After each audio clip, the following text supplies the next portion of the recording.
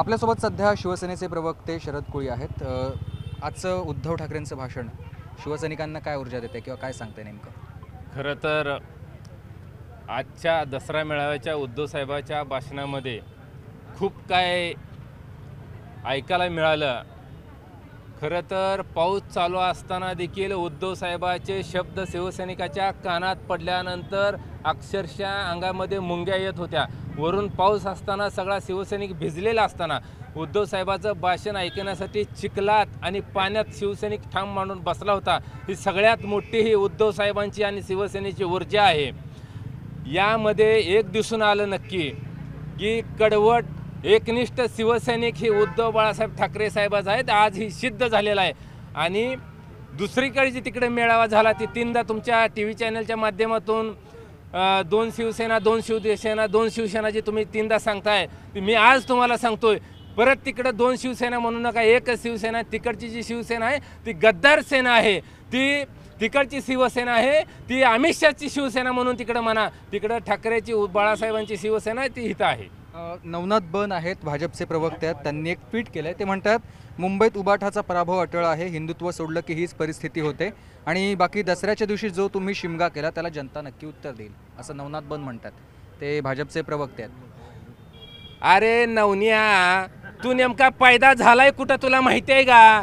अरे नवन्या, तू नेमका अरे हिरव्या रक्ताची तुम्ही अवलाद। अरे नवन्या बन्या, तुला अरे नवन्या लाज आबरू सोडलेल्या, अरे ही हिंदुत्वाचा हिंद हृदय सम्राट शिवसेना प्रमुख बाळासाहेब ठाकरे साहेबांचा ही मेळावा झालाय। उद्धव साहेबांचा मेळावा ही शिवसैनिकांचा मेळावा आहे, ही हिंदुत्वाचा मेळावा आहे। अरे बन्या, तुमचा बाप तिथं पाकिस्तानमध्ये जाऊन तिथं बिर्याणी खातोय, ती का तुमचं हिंदुत्व? ती का ती तुमचं हिरवं हिंदुत्व आहे का? अरे इथं भगवं हिंदुत्व आहे, ही आमचं हिंदुत्व आहे।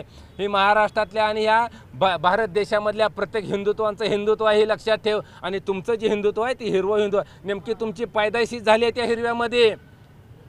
तू होता तर का रे? तुला माहिती आहे का हिंदुत्वाची अक्कल काय? अरे तू चिंदीचोर एक पत्रकार होता नवनाथ बन्या, तू पत्रकार होता चिंदीचोरा। अरे तू त्या पैशासाठी कुणाच्या पण बातम्या उलट्या सुलट्या लावणारा, तळवं चटणारा पत्रकार, आता तू रोज तुकडा टाकल्यावर त्या भाजपवाल्याचं हिरवं हिंदुत्व तू गाऊ नको।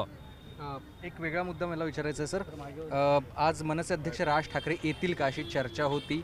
राज ठाकरे आले नाहीत पण उद्धव ठाकरेंनी त्याचं भाष्य नक्की केलं। बघा, राजसाहेब उद्धव साहेब एकत्र आले ते हे तुम्हाला गेल्या मेळाव्यामध्ये तिथं दिसलेलं आहे मराठीच्या मुद्द्यावरती।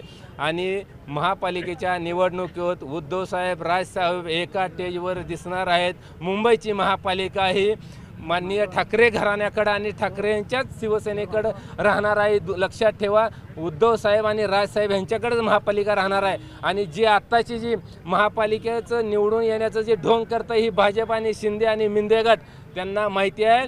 अरे मला एवढंच त्यांना सांगायचं आहे आणि विचारायचं आहे, अरे आमचं सरकार होतं त्यावेळेस महाराष्ट्रामधून अनेक मोठमोठ्या लाखोच्या कंपन्या ह्या महाराष्ट्रातल्या शेतकऱ्याच्या पोराशींना, गोरगरिबांच्या पोराशींना, शिकलेल्या पोरांना त्यांच्या हाताला काम मिळणार होतं, त्यांना 50,000 लाखाची नोकरी मिळणार होती।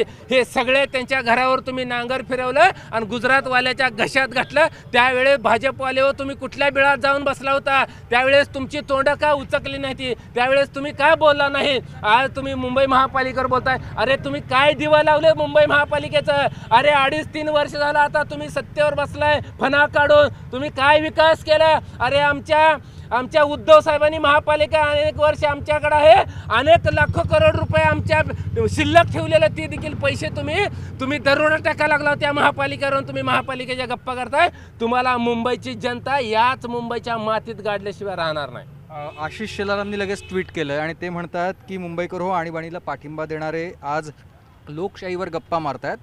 मोदीजींना महाराष्ट्रावर नाही तर खरं तर तुम्हालाच मुंबईवर सूड घ्यायचं आहे। बघा, जर मुंबईवर आणि महाराष्ट्रावर मोदीचं प्रेम असतं, भाजपचं प्रेम असतं, तर मोदी आणि शाह आणि ह्या देवेंद्र फडणवीसांनी त्यांच्या चेल्या चपाटीने असं रात्रचा दिवस करून पांघरून घेऊन साड्या घालून लोकांच्या घराने जाऊन सरकार पाडलं नसतं. अरे ईडी CBI लावून तुम्ही आमदार फोडले नसते. तुमच्या मनगटात दम नाही. अरे तुम्ही उद्धव साहेबावर भिडू शकत नाही. उद्धव साहेबाला हरवायची तुमच्यात दम नाही, कारण उद्धव साहेबाला हरवायला 100 तुम्हाला जन्म घ्यावा लागते. तर उद्धव साहेब मर्दाचा बछडा आहे, तुमच्यासारखे नामर्दाचे औलाद नाही, लक्षात ठेवा.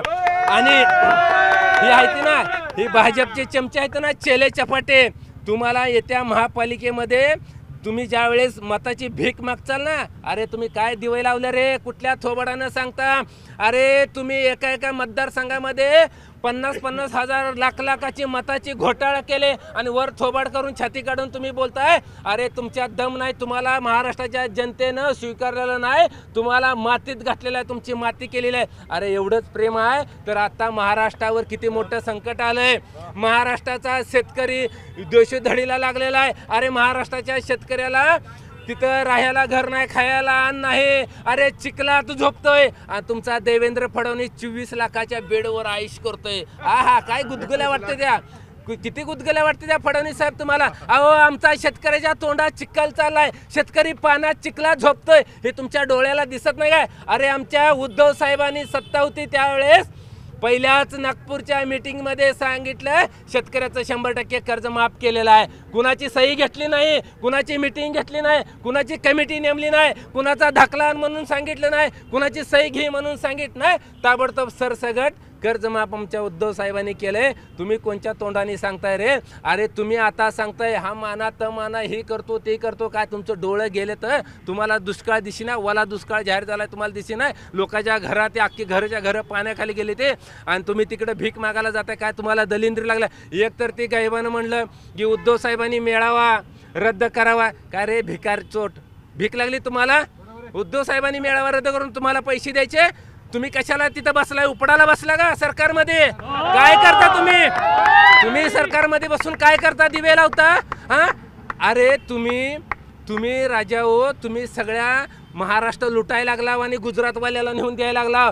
तुम्हाला उठलं का सुटलं फक्त गुजरातवाल्याचं पायतान चाटायचं एवढंच तुम्हाला धंदे येतं. तुम्ही बोलू नये. तुम्ही जे बोलता ना हे आहे ना 4-5 जण एक दिवशी माझ्या तावडीत जर घावला वाजरानं तुमची नाही जर कपडे फाडले टरा तर नाव बदलू. आसमानी संकट ओढावलंय महाराष्ट्रावरती. मराठवाड्यातल्या शेतकऱ्यांवरती आसमानी संकट कोसळलेलं आहे. तर उद्धव ठाकरेंनी त्या संदर्भातलं देखील भाष्य केलेलं आहे. बघा या सरकारनं उद्धव बाळासाहेब ठाकरे साहेबांची दास्ती घेतलेली आहे. हे देवेंद्र फडणवीस आणि त्यांची मंत्रिमंडळ झोप उडालेला आहे. आणि जरी सरकारमध्ये नागाचा फडा काढून जर ही गद्दार बसलेली असेल ना, फक्त उद्धव साहेबाच्या रेट्यामुळेच आणि उद्धव साहेबाच्या भीतीमुळेच शेतकऱ्याला न्याय मिळणार आहे. ही अवलाद कोण न्याय देत नाही. धन्यवाद आमच्याशी बोलल्याबद्दल. तर व्हिडिओ जर्नलिस्ट उमेश यांच्यासह सुमित सावंत, न्यूज 18 लोकमत, मुंबई.